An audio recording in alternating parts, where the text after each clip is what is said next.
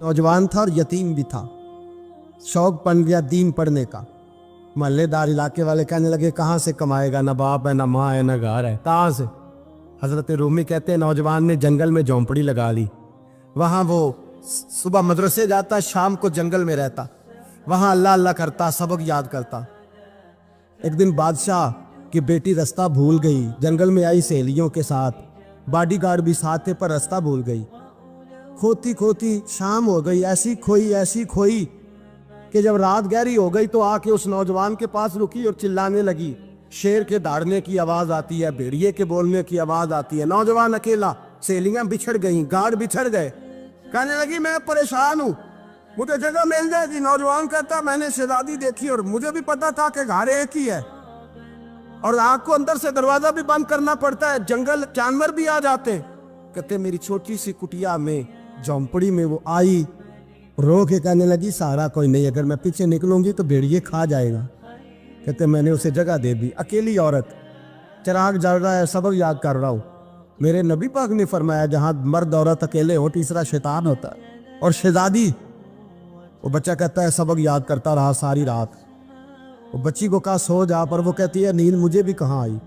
ऐसे मौक़ों पर नींद, सारी रात सबक याद करता। थोड़ी थोड़ी देर के बाद चिराग जलता तो उस पर उंगली रखता, हाथ जलता तो पीछे खींचने, फिर दूसरी उंगली रखता, थोड़ी देर के बाद जलता तो खींचने, हाथ सारा जल गया। सुबह किरणें चमकी तो कहने लगा चल निकल जा, दौड़ जा, बस बड़ा सब्र का इम्तिहान हो गया, चली जा। शहजादी बाहर निकली, सिपाही ढूंढ रहे थे। बादशाह खुद जंगल में निकला हुआ था, मेरी बेटी मिल गई। बादशाह तन्हाई में जाके कहने लगा बेटा मैं दुनिया को बताऊंगा कि मेरी बेटी खोई नहीं थी, सिपाही साथ ही थे। ये बड़ा मुश्किल होता है, बेटी तो भूल के भी रात कहीं रह पड़े तो लोग जीने नहीं देते, तो बेटा मुश्किल हो जाएगा मेरे लिए। कहाँ थी? उसने कहा नेक नौजवान के पास। उसने कहा बेटा मैं तो तेरी बात मानूंगा पर दुनिया नहीं मानेगी। अगर उस नौजवान ने किसी को बता दिया कि तू उसके पास थी तो फिर लोग मेरा जीना मुहाल कर देंगे।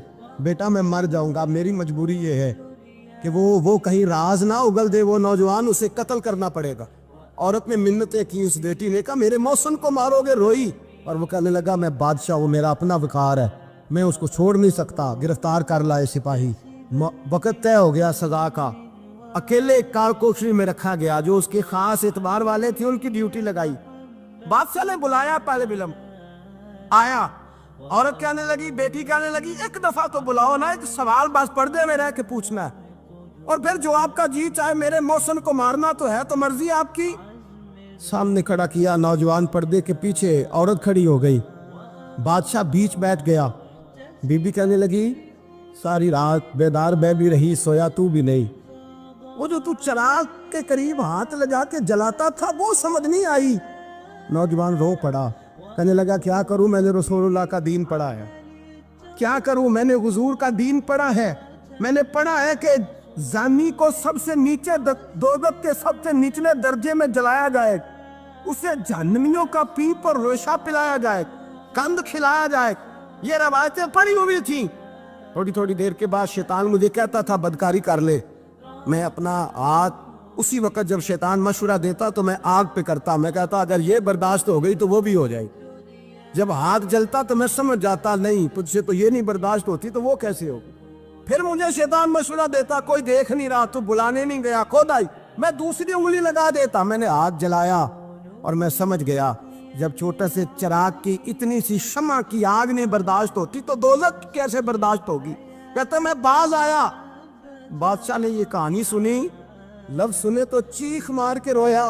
कहने लगा तालिब इल्म, तू तो मेरे नबी का सच्चा गुलाम है और मेरे रसूल के जो सच्चे गुलाम होते हैं उन्हें फांसियां नहीं दी जाती, उन्हें तख्त पर बिठाया जाता है।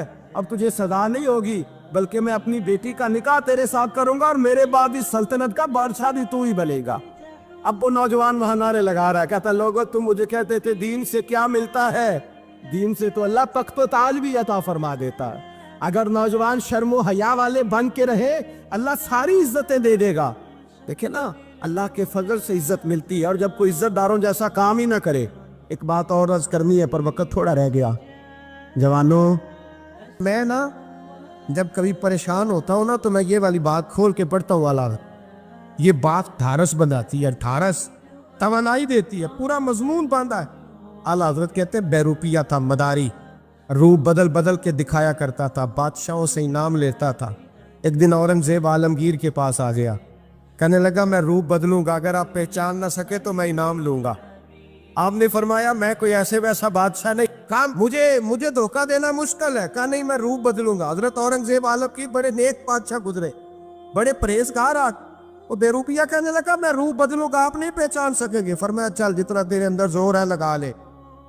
حضرت نے اعلان کیا کہ میں نے فوجی بھرتی کر دیں, 2 ماہ کے بعد ٹیسٹ ہوگا. وہ 2 مہینے دوڑتا رہا, رنگ روپ بناتا رہا, آیا ٹیسٹ دینے. 2-3 سپاہیوں کا امتحان لیا, اس کی باری آئی تو 10 روپے دیے. کہنے لگے تیرے آنے جانے کا کرایہ میں نے تجھے پہچان لیا ہے. کچھ دنوں کے بعد جانے لگے سفر پر, تو بھکاری آ گئے خیرات مانگنے. اس نے بھی سارے منہ پر سیاہی مال لی, کپڑے پھاڑ لیے, سر کے بال مڈا لیے, پگے تک کٹا لی, بدرنگ ہو کے آیا.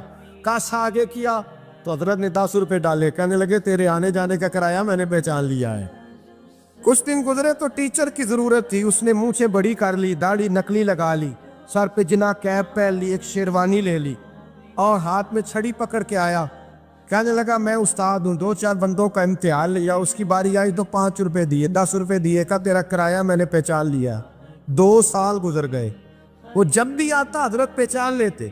ایک دن سفر پہ جا رہے تھے, بہت بڑا لشکر تھا, جہاد کرنے جا رہے تھے اورنگزیب عالمگیر. تو دیکھا ایک پہاڑی ہے, پہاڑی پہ لوگ جا بھی رہے ہیں آ بھی رہے. اورنگزیب عالمگیر پوچھنے لگے یہاں کیا ہے؟ کہنے لگے بابا جی بیٹھے ہیں دعا کرتے ہیں, اللہ کے نیک بندے ہیں. اورنگزیب کہنے لگے یار پرانے لوگ سارے ہی اللہ والوں کو مانتے, یہ بھی مصیبت آئی ہے جتنی نہیں آئی ہے, سارے لوگ ہی مانتے. کہنے لگے ذرا میں دعا نہ کرا لوں, بچے کام جا رہا ہوں. اورنگزیب بادشاہ تھے, بادشاہ لوگ نازک مزاج ہوتے ہیں. گھوڑے سے اترے, بڑی مشکل سے پہاڑی پہ چڑھے, اوپر گئے تو لائن لگی ہے, بابا جی غار میں بیٹھے. کہنے لگے میں نے ملنا, میں اورنگزیب ہوں. انہوں نے کہا ہمارا بابا اس طرح کا پیر نہیں کہ امیر آئے تو رنگ اور ہو, غریب آئے تو اور ہو. یہاں اگر ملنا ہے تو لائن میں لگ جاؤ, سب ایک جیسے. اب لائن میں کھڑے ہو گئے, 50 آدمی آگے تھے. کہتے ہیں 51واں نمبر تھا. تھک گیا دھوپ میں کھڑا کھڑا. جب میں پہنچا غار کے دہانے تو میں نے بابا جی کے چہرے پہ نظر ڈالی تو بڑا نورانی چہرہ, بڑی خوبصورت لب و لہجہ. میں نے کہا میرے جیسا آدمی بھی پگڑی باندھ لے تو اچھا لگنے لگ جاتا ہے, بڑا خوبصورت انداز. کہتے ہیں میں ان کے پاس اتحیات کی حالت میں بیٹھ گیا. میں نے کہا حضور میں جا رہا ہوں جہاد کرنے, دعا کرنا. بزرگوں نے ہاتھ اٹھائے, اللہ اس کی مدد فرما, دین کو غلبہ عطا فرما, اسے دین کا سچا پکا سپاہی بنا. پھر تھپکی دی, 2-4 نصیحتیں نکال ڈالی. دیکھنا ظلم نہ کرنا, زیادتی نہ کرنا, جب تو جیت کر نہ کرنا, غرور نہ کرنا. نصیحتیں بھی کر دی. کہتے ہیں اب جب میں اٹھا تو 2-4 دینار بطور نذرانہ مسلح کے نیچے رکھے, اور الٹے قدم جب میں غار سے اترا انہوں نے رومال جاڑا روٹ کے کھڑے ہو گئے. کہنے لگے آج نہیں تو نے پہچانا, آج نہیں تو نے پہچانا, میرا انعام بنتا ہے, آج نہیں پہچانا, لا پیسے. اورنگزیب کہنے لگا یار تو نے حد کر دی, کہاں چڑھا کہاں کھڑا رہا, دھوپ میں تھک گیا, کمال کر دی بھائی تو نے. پتا تو کیا لے گا, اب تو جلدی بتا, وہ کتنے لوگ پیچھے دھوپ میں کھڑے ہیں, لشکر سارا کھڑا ہے, کیا لے گا؟ اس نے کہا سب سے قیمتی ہیرے وہ ہے جو تیرے سر کے تاج میں لگے ہوئے, مجھے تیرا تاج چاہیے. او بھائیو سننا اور یاد رکھنا, میرے اعلیٰ حضرت کہتے ہیں بادشاہ نے سر کے اوپر سے تاج اتارا, بہروپیے کے قدموں میں رکھا اور کہنے لگے یہ لے, اور یہ تو تیرا مانگنے پر میں نے دیا ہے نا, میں واپس آتا ہوں تو آنا میں اپنی مرضی سے بھی تجھے دوں گا. تو نے اورنگزیب جیسے بندے کو دھوکہ دیا, آنا میں اس وقت بھی دوں گا. وہ دے کر بس بات ختم ہو گئی, حد ہو گئی. دے کر کہتے ہیں جب میں پلٹا نا واپس, بہروپیے نے آواز دی بادشاہ ٹھہر جا.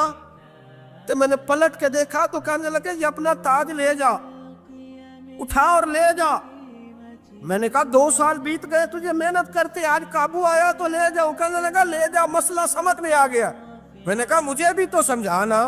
کہتے ہیں وہ پھوٹ پھوٹ کے رویا, اس کی آنکھیں برس پڑی, سیلاب کی طرح آنسو بہہ نکلے, تڑپا اور رو کے کہنے لگا بادشاہ میں نے جھوٹ موٹ رسول اللہ کی غلامی اختیار کی تھی, جھوٹ موٹ کی داڑھی, جھوٹ موٹ کی پگڑی, جھوٹ موٹ کا فقر, میں نے جھوٹ موٹ نبی پاک کا لباس پہنا ہے, تو تیرے جیسے بادشاہوں کے تاج میرے قدموں میں آ گئے ہیں.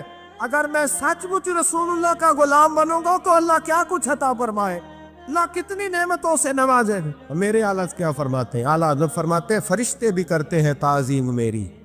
कौन जी? अल्लाह। ऐसा अकीदा भी कम मिलेगा जो बरेली के इमाम का अकीदा है, ऐसा भी कम। कहते हैं फरिश्ते भी करते हैं ताज़ीम मेरी। क्यों? फरमाने लगे फिदा हो के उन पर ये इज्जत मिली। बगदाद के एक दरवेश आलिम थे, तो वो जब भी नमाज पढ़ाते ना तो किसी ताजर की 2 बीवियों के बारे में दुआ मांगते। तवज्जो है मेरी बात पर? नमाज पढ़ाते तो कहते अल्लाह उस ताजर की 2 बीवियों को अपनी खास रहमतें अता फरमा। एक दिन लोग उनके गिर्द इकट्ठे हो गए, कहने लगे बाबा जी बताएं तो सही वो बीवियां कौन थी जिनके लिए आप दुआ मांगते? तो फरमाने लगे मेरे शहर का एक ताजर था, बहुत बड़ा ताजर था, मालदार था पर बे औलाद था। उसे बगदाद से मुल्क शाम जाना पड़ता था तिजारत करने, और कई कई महीने उसे शाम के मुल्क में रहना पड़ता था। उसने इस तरह किया कि वहां भी एक शादी कर ली। तो जो है ना मेरी बात पर, क्या कर लिया उसने? दूसरी शादी करना मर्द के लिए जायज़ है, तीसरी करना भी, चौथी करना भी भैया के वक्त, मगर अगर इंसाफ कर सके तो। अगर चारों में हम ना आधा मसला सुनते हैं और आधा ही बयान करते हैं, अगर इंसाफ ना कर सके फिर उसके लिए 4 जायज़, फिर वो एक ही रखेगा। तो अजीज दोस्त, दूसरा निकाह कर लिया, शादी हो गई। अब वो वहाँ कुछ ज़्यादा वक्त गुजारने लगा, मालदार आदमी था, बीवी को मकान भी लेके दे दिया। अब वो देर से आता वापिस, और जब आता भी तो उसके वो वाले अंदाज ना होते जो पहले हुआ करते थे। अब बीवी से बड़ा जासूस भी कोई नहीं होता, उसको तो पहले पता चल जाता है कि माजरा क्या है, उसे बड़ी खबर होती है। तो उसने महसूस कर लिया कि बदले बदले से मेरी सरकार नज़र आते। वो कहने लगी अब के जब आता जाता है तो इसके हालात कुछ बदले बदले से हैं, माहौल कुछ और है। उसने एक बूढ़ा आदमी जो उसका अजीज भी था और समझदार भी था उसको तैयार किया। कहने लगी अब के जब मुल्क के शाम जाए ना तो इसका पीछा करना और ख़बर करना कि कहाँ रहता है, कहाँ जाता है, क्या करता है। वो बूढ़े बुजुर्ग जो थे वो खातून के कहने पर कुछ उसने किराया भी दिया। वो उस ताजर के पीछे गए और वापस आके खबर दी। कहने लगे कि ये तो 2-3 साल बीत गए, इसने वहाँ भी शादी की हुई है, तुझे बताया ही नहीं। बीवी बड़ी समझदार थी, हौसला मंद, जीरक, उसने शोर नहीं मचाया। उसने कहा कि मैं ना अब जब आएगा ना तो तरीके से बात करूंगी और पूछूंगी कि ऐसा क्यों किया। और ये भी उसने आके बताया कि अगर तेरे साथ निकाह के बाद उसे औलाद नहीं मिली तो औलाद वहाँ भी कोई नहीं, ये मुकम्मल तफसीलात। अब जब इस दफ़ा खामद आया तो आते ही वो बीमार हो गया, कमज़ोर होने लगा। अब खातून ने मुनासिब नहीं समझा कि आते ही धड़ाम से मैं उसके सर पर ये ठोड़ दूँ कि तूने निकाह किया हुआ है और मुझे बताया नहीं। वो जरा तसल्ली में रही, कुछ वो बीमार था, हौसला रखा, खिदमत करती रही। कुछ दिन गुजरे तो वो ताजर इंतकाल कर गया, फौत हो गया। अब राज खुल न सका, इद्दत गुजारी, और जब सारा माल जमा किया ना तो अशरफियों की बोरियां भर गई। सारा माल उस बीबी का, 4 बोरियों में अशरफियां, 4। यहाँ तो पेट का दोज़ख है, माज़ अल्लाह भरता ही नहीं। हाल में मज़ीद, हाल में मज़ीद। वो जो कहते थे ना कि बस बाहर चला जाऊं और बाहर मैं कुछ थोड़े से पैसे कमा के 2-3 साल में लौट आऊँगा, फिर यहाँ आके कोई कारोबार करूँगा, वो गए हैं तो वापस नहीं आए। वो जो कहते थे ना बस मैंने इतना सा कारोबार करना है कि मकान बन जाए, उन्होंने 4 मकान भी बना लिए हैं, लेकिन ब्रेक हल में मज़ीद की दौड़ है। अब 4 बोरियां उस औरत ने छुपाए रखी। कोई बंदा नहीं जानता बगदाद में कि मुल्क के शाम में ताजर की दूसरी बीवी भी है। जब वो फारिग हुई तो उसने उस बूढ़े जासूस को फिर बुलाया और 2 बोरियां ऊंट पे रखी, खुद भी साथ बैठी और मुल्क के शाम गई। अल्लाह अकबर। वो बुजुर्ग कहते हैं मैं ऐसे नहीं दुआ करता। उसको जाके कहने लगी मैं अकेली वारिस नहीं हूँ, आधे की वारिस तू भी है। मैं अकेली वारिस नहीं, ये तक़सीम विरासत है, आधी की वारिस तू भी है। तो रख अपने पैसे, मुझे पता है उसने निकाह किया था पर मुझे बताया नहीं था, तो रख अपने पैसे, मैं तुझे दे रही हूँ, आधे तेरे हैं आधे मेरे हैं। उसने नजर उठाई तो रो पड़ी, कहने लगी नहीं अब ये सारे तेरे ही हैं। अगर तू अल्लाह से डरती है तो मैं भी रब से डरती हूँ, अगर तू मुस्तफ़ा करीम का कलमा पढ़ती है तो मैं भी उसी नबी की मानने वाली हूँ। कहा बात क्या है, मेरा क्यों है सारा? तो वो खातून कहने लगी, वो 2 साल 3 साल से मेरे साथ निकाह था और उसने बताया था मुझे कि मेरी बीवी भी है, और मैं गरीब थी तो मेरे वालिदैन को भी बताया था कि मेरी दूसरी शादी है। ये मकान उसने मुझे लेके दिया था, मेरे तमाम अखराजात वो पूरे करता था, नानो नफका का ख्याल रखता था। लेकिन अब के जब वो आया तो वो बीमार था। उसने मुझे बताया कि मुझे तबीब ने बताया है कि मैं शदीद बीमार हूँ, शायद बच ना सकूँ। तो कहने लगी वो मुझे कई लाख रुपए भी दे गया और जाते दफ़ा मुझे तलाक भी दे गया, फारिग कर गया। कहने लगा तू जहाँ चाहे मेरे बाद निकाह कर सकती है। और कहने लगा मैं चाहता था पहली बीवी को बता दूँ, मौका नहीं बना और उसका दिल ना टूटे, बता नहीं पाया, लिहाजा वो मुझे ढेर सारे पैसे दे चुका है, सारा मेरा हिस्सा मुझे पहले से दे चुका है। मेरी बहन, अब ये 4 बोरियों में से 2 मेरी नहीं बल्कि 4 की 4 ही तेरी है, तू ही इसकी हकदार है। तो बुजुर्ग कहते हैं मुझे बताओ, जिनके अंदर इस किस्म के तकवे की झलक हो उनके लिए हर नमाज के बाद दुआ मांगनी चाहिए कि नहीं मांगनी चाहिए? हजरत उमर के ज़माने में ना एक नौजवान था, नेक था, मस्जिद जाया करता था रात को। तो मस्जिद जा रहा था तो रास्ते में एक औरत ने दावत गुनाह दी, इब्ने असाकर ने इसको लिखा है। तो नौजवान था, ख्वाहिशात थी, कुछ तबीयत माइल हो गई। अभी उधर जा ही रहा था कि किसी ने आयत पढ़ दी, वाली मन खाफ मकाम रब्बी जन्नतान, जो रब के सामने खड़े होने से डरेगा अल्लाह 2 जन्नतें देगा। वाकई डर गया, वो वाकई डर गया, इतना डरा कि बेहोश होके गिर पड़ा। बीमारी से लोग बेहोश होते हैं, पैसे डूब गए बेहोश होते हैं, बच्चे के गम में बेहोश होते हैं। सच बताओ, कभी खौफ खुदा से भी बेहोश होता कोई देखा है? हमारे यहाँ तो रोज़मर्रा ही नहीं है भाई।